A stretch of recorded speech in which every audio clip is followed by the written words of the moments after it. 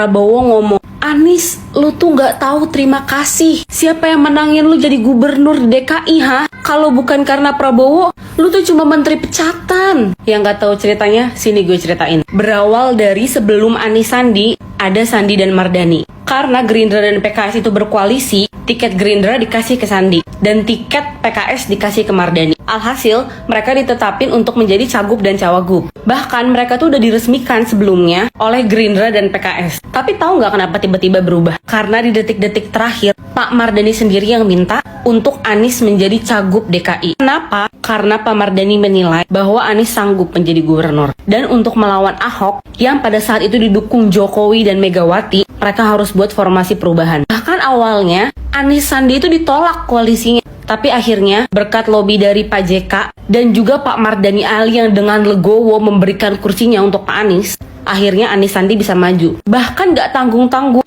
setelah ngelegoin kursinya untuk Pak Anies, Pak Mardani menjadi ketua tim pemenangan Anies Sandi. Kalian bisa baca di bawah sini. Jadi yang minta Anies naik jadi gubernur itu PKS dan Pak Mardani Alisera. Pak Prabowo hanya menerima nama dari PKS. Bahkan Pak Prabowo sendiri yang bilang, Panglima pemenangan Anies Sandi adalah Mardani Alisera. Pak Mardani Alisera aja gak pernah gembor-gembor tuh Anies punya hutang budi sama dia. Malah apa yang dikatakan Pak Mardani? Anies gak punya hutang budi kepada siapapun kecuali rakyat Jakarta yang memilihnya. Kelihatan bukan siapa yang pamrih dan tulus? Untuk itu, mari kita buat apresiasi kepada Pak Mardani yang sudah menjadikan Pak Anies sebagai gubernur dan sekarang juga mendukung Pak Anies untuk menjadi presiden. Buat warga Jakarta Timur, bisa banget kalian pilih Pak Mardani sebagai DPRI Jakarta Timur. Saatnya perubahan.